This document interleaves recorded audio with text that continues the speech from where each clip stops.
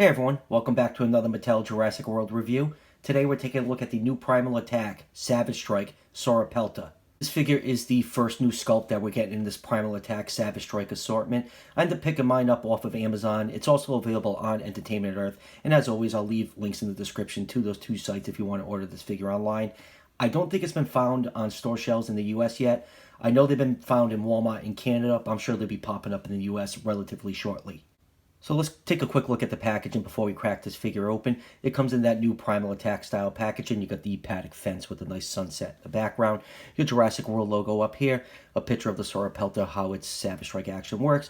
Owen in blue as always. And spinning around you got another picture of the Sauropelta on the back showing that Savage Strike action. And on the bottom corner right here you get pictures of the other figures available in this wave. You got the blue, the new Savage Strike Charlie, and you got the Tapajera making an appearance in the line again. I'm kind of glad Mattel is re-releasing some of these older Savage Strike figures in the Primal Attack wave. You know, there's people collecting this line. They're new every day, and some of these figures are pretty hard to track down, so it is nice that they are releasing this figure again. So with this packaging nonsense out of the way, let's crack this figure open and take a closer look. And here is the Sauropelta out of the packaging. I have to say this is a nice little figure, even though it doesn't look anything like a real Sauropelta, but we'll get into that a little bit later in the review. So let's just start off with a couple quick measurements. This figure is about 6 3/4 inches long and about 2.5 inches tall to the top of that spike above its shoulder. So Sauropelta in real life was just over 17 feet long. So with those measurements, that'll put this figure somewhere in the 1/30 scale range. So moving on to the appearance of this figure, I always say in my reviews, the Jurassic World figures aren't meant to be accurate representations of dinosaurs. You know, they're just pretty much, movie monsters, to say the least. But this Sauropelta definitely doesn't really look much like the actual dinosaur itself. So right here is the Safari LTD Sauropelta, and on this Mattel one right here they gave it a very generic looking ankylosaur like head, and on the actual animal the head is much longer, almost triangle shaped when you're looking at it from above. Pretty much the only thing that they did get right on this figure are the spikes along the neck and above the shoulder, even though these shoulder spikes are pretty exaggerated, but most of the features on the Jurassic World style dinosaurs are exaggerated. And the other thing is, if you look at the top of the back right here, it just has that banded armor with those large osteoderms like arranged in rows on the back of it, and that's like very similar to Yaplocephalus. And if you look at the Safari figure right here, you can see all those small osteoderms of all different shapes and sizes are embedded in the skin. And there's actually a really great specimen of Sauropelta at the American Museum of Natural History where the armor is actually preserved as it is in life, but the Safari figure is meant to be scientifically accurate, and this is just meant to be a toy. But just a couple things I just wanted to point out about this figure.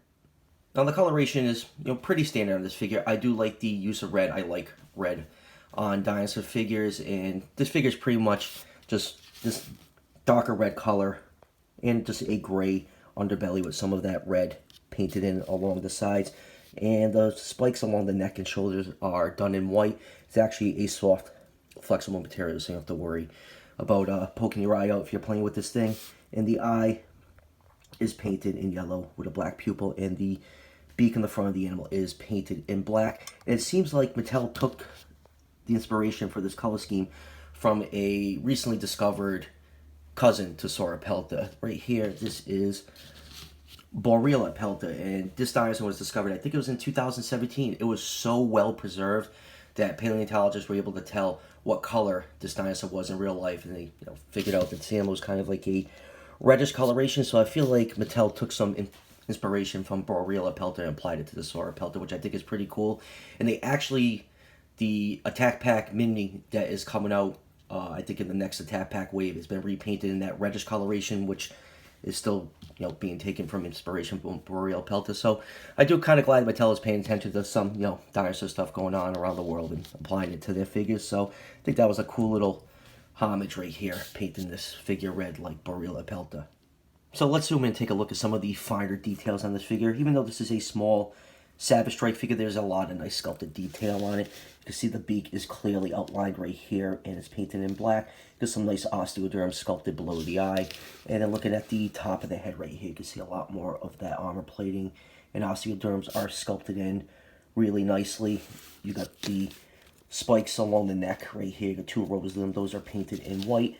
And then when you get down here, past the neck, these are actually sculpted in plastic. It's like a shell they put over here to cover up the insert for the spikes. And right here is the very large shoulder spike. You can see there's some nice sculpted detail along those spikes. And even along the back of the figure, there's a lot of nice, texturing between all the large osteoderms on this figure.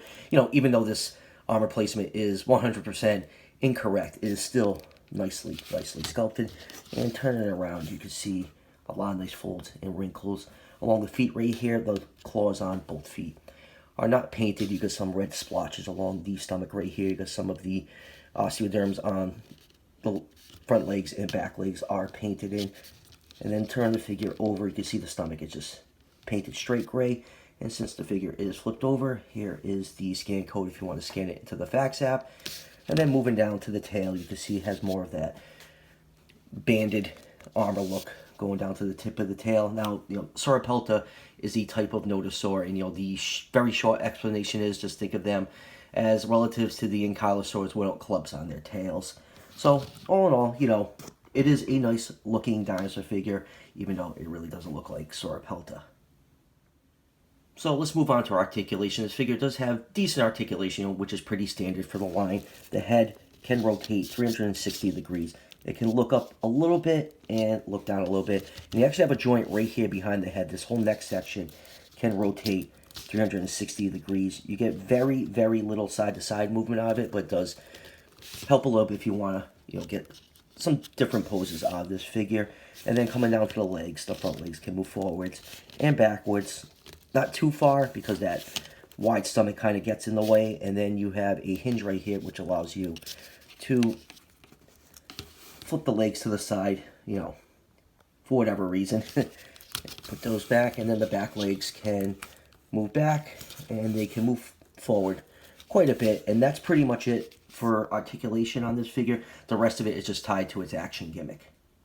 And to use the action feature on this figure, what you need to do is just hold it by its back legs right here, and then when you just swing the tail side to side, the front of the figure is going to turn and try to jam those shoulder spikes into something just like this. Let me try to turn it on the side so you guys can see it a little bit better.